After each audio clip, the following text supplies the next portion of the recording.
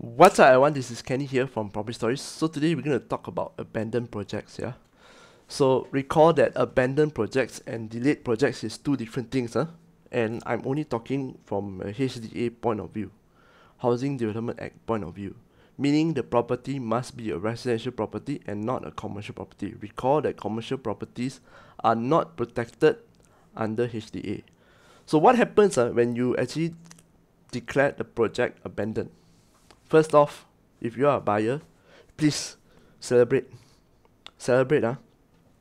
Say, yeah, finally declare abandoned. Why? Because until the day is declared abandoned, you are responsible for the progressive interest. Imagine today, your property is 80% completed. Let's just say the loan is 2,000. So it disbursed already 80% completed, assuming the interest is also 80% of the full installment, which is 1,600 a month. Interest, you're not paying any principal. And you'll be paying if it's delayed, if it's stopped, delayed, even delayed, then they go and claim. That every month, you'll be paying that 1,600, okay? Until the day the government, the Ministry of Housing and local government declares that the project is abandoned. You celebrate because on that day, the government will issue you a letter saying that this project has been abandoned, okay? Officially declared abandoned. Okay, if you are buying a commercial property, sorry, this one you don't have. This letter from KPKT you don't have. So you take that letter, okay, go to the bank and say, okay, the ministry has declared this project to be abandoned. Now I want to turn my loan from progressive interest, which you can never serve finish until it's completed, to a term loan. The bank will agree, okay? So that is how you actually finish paying the loan. Unless and until then, you will not finish paying. Yes, you can see cases where delay. I think more than 10 years. I don't know why the delay is so long, okay? And also I don't know why the government is still allowing this 1090, this kind of build, sell then build kind of model, for all developers and not just limit to like maybe reputable ones. Perhaps that's one of the ways to control, but let's not talk about this today. I just want to share with you, for those who are buying, what to do. So after you take that letter, you go to the bank will convert it to a term loan. Okay, so let's just say the bank already disbursed about 200,000, example. So this 200,000, right, it will turn into a term loan. Interest, tenure is up to the bank. You have to discuss with the bank, okay? But the point is, this 200,000 you can pay off. At least you can pay off. Remember, if previously the 200,000 is only interest only, you can never pay off. Why is this so? Because in the agreement, in your letter of offer, or in your loan agreement letter of offer actually, it states there that to get this loan, you charge a completed residential property, residential property, to the bank for this loan. So now, if let's just say that the project is abandoned halfway, do you have a completed residential property to charge or to assign to the bank? Okay, you don't. So you are actually breaching the contract, right? So that is why you have to service the interest until you get the property, the keys. That's what it means. Yes, not fair, but that's what we have today. Okay. So after this 200,000 you can pay, and then you will finish paying. In your secrets, right, it will still show as housing loan. Okay. How I know this? Because I have the luck opportunity as a banker to handle not one but two cases like this. Two cases where the person, these two buyers, right, the two loan applicants, they bought the same project, the same abandoned project.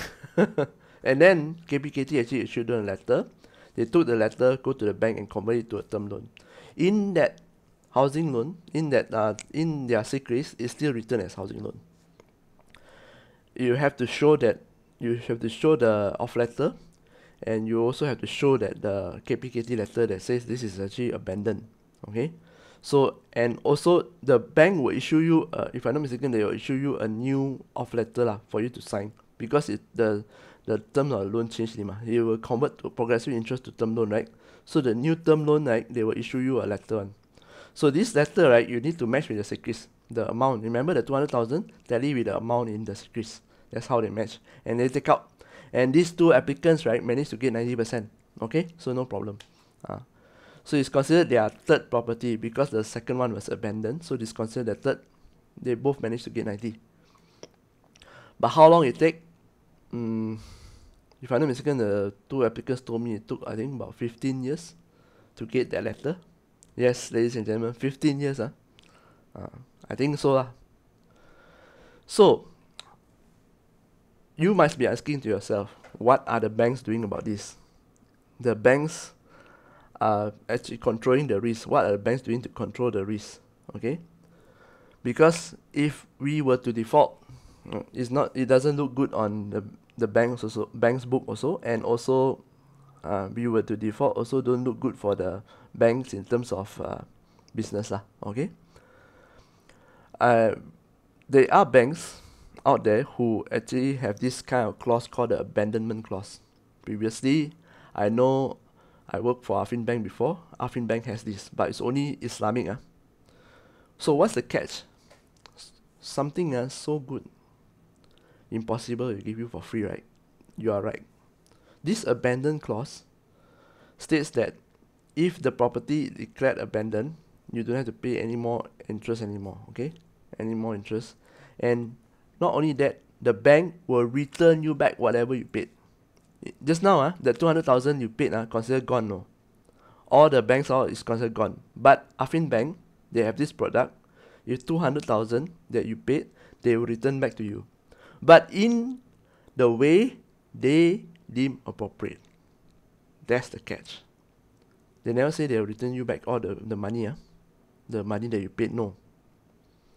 They will say they return you back in the way they deem appropriate. So we don't know how. Okay? Another catch is that, do you think the bank has not done their due diligence? This clause, right, is only available to developers with strong financial profile. Very strong financial profile. If you are a small developer today, you go there and tell Affin Bank, I want this package. No. Affin Bank is the one that will determine whether they give you this package or not. Not you ask one. Okay? So, whenever you go to a project, okay, when you ask, do you have this product, the abandonment clause? You ask Affin Bank say yes. Okay, then you know that at least that project, they have done a due diligence, and Affin Bank the risk department deem that is low risk of abandonment. I didn't say zero risk. So don't quote me saying zero risk. There's always a risk. Okay? So, that is one of the things. I only know one bank only has this so far in the market lah. The rest I don't know.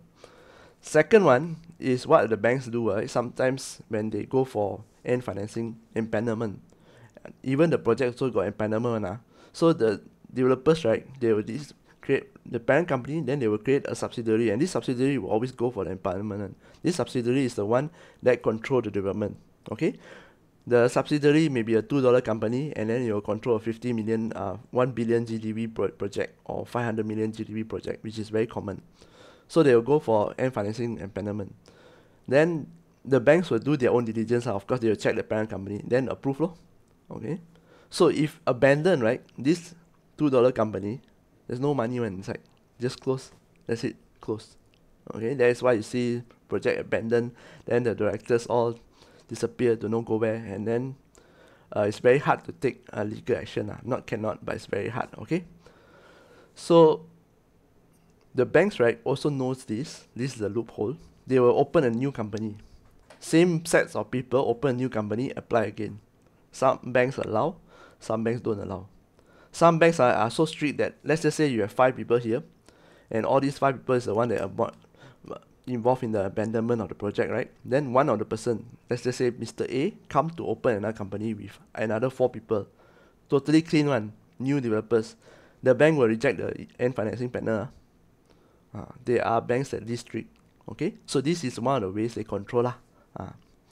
So Last but not least, right, we as consumers, right, what can we do? We, we as consumers, that is why it's very, very important to check the background of the developer. Yes, premium developers come at a premium price, but their premium price also come with their reputation of completing the projects on time and in order. Okay? So sometimes you may think that you look at the project, oh, it's so cheap, so cheap until you cannot resist the price. The price is around the area, maybe 500,000 they sell, but this project only sell 300,000. Example, okay? But it's a first time developer.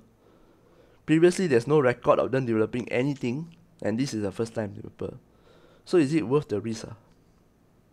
Rather go and buy the 500,000 and get peace of mind, right? If you can afford it, lah, of course. If you cannot afford, that's another story. I'm just giving you a comparison. So I would rather pay extra for that peace of mind than buy the 300,000. Yeah, some people might say, "Aya, 300,000 very cheap only lah. Buy like snack like that. Buy like vegetable at the market." Yeah, those are people are the rich one. They can do that. But most of us, including myself, I will not take that risk. Okay, I can't imagine paying like what 300,000 is 1,500 a month. Let's just say halfway abandoned. I need to pay 750 in interest until don't know when. I don't want that kind of risk. Okay, at least if it's something like a stock, if really drop until zero, then that's it, zero. I don't need to pay anymore. I just sell it off. I forget about it. Cut loss. This one I want to cut loss also cannot. Remember, I cannot cut loss. How to cut loss? Never get. And then because of that, let's just say half, 150,000. If I don't pay today, I just tell the bank I don't pay. The bank can sue me bankrupt, and not just take that house I don't pay, that facility they pull back. How about my other facilities, other loan, all pull back? When you are declared a bankrupt, all these facilities are pulled back. Is this worth that risk? So just buy the one with more premium one. Don't worry about this. At least you don't have to worry about the completion risk. Okay? Yes, of course things is never perfect, but at least there's a lower risk. Choose something that is lower risk. Which brings me to my next point. If you notice, right, this affordable housing outside, not that I want to say but most of them, right, is first time developers. I never heard of them. There's no profile, and it's always first time. Not always, sorry. It's most of the time first time developers. So they risk into running into these abandonment issues. So if you can, right, yeah, I know Rumawi is cheap, especially if it's in very prime area, central area in Kuala Lumpur, where to get 300,000 for 3 rooms, 2 bathrooms, some more 800 square feet at 300,000. Or Rumah Selangorku, or wherever affordable housing. You need to check the background. If it's today the reputable developer, that is why sometimes I say reputable developer build a township, and then within that township they launch a Rumah whip. You close eyes and buy, no need to think. Okay, close eyes, buy. That one is a reputable developer, sure finish one. And then you buy is for your own stay just buy, okay? Don't like this one this location not nice don't need to think so much 300,000 right in central KL with 3 rooms 2 bathroom. People don't think it, people just buy. Okay. And last but not least, for those who have more financial muscle, for those who have already saving and you are thinking of upgrading, maybe your second house you want bigger, right? Or maybe you're staying in high rise, you want to buy landed. I would highly recommend you to look at the secondary market. Secondary market here means sub-sales or auction. Yes, not all auction properties come dilapidated, decrepit, bad, broken, and then some with the. Not all auction properties will come with a fridge and then the body inside. No. Okay, those are horror stories. Okay, nowadays you can see a lot these new properties just get key also go to auction. Wait auction market. If you really want to buy, you wait you got the money, right? You wait you still need to put in 10% and then 90% for the bank Okay. Sub-sales also. If you don't have the money, if you have the money, or you don't have the money, whatever it is, you still can mark up what? Auction cannot mark up Sub-sales you can mark up what? You mark up But the key here is you need to learn how to manage your risk when it comes to this. Because at this point of time, right, uh, we don't have many options, okay? So the only way that we can do is to educate ourselves. For those who are buyers who are in this predicament, I would highly suggest that you all band together, all of you buyers band together, and fight for your rights, okay? Don't like, oh, never mind lah, this one is only 750, okay lah, I no need to pay. I don't want, I pay lah, never mind, 750 a month, so little, I pay. If you got money, doesn't mean other people got lah, but you can at least lend your voice to the collective, okay? If you don't want to start a collective, you don't want to start a group to fight for the rights, right? It's okay. You lend your voice, your signature to the collectives, okay? Once again, this is Kenny here from Probably Stories, and I'll see you again next video. Bye-bye.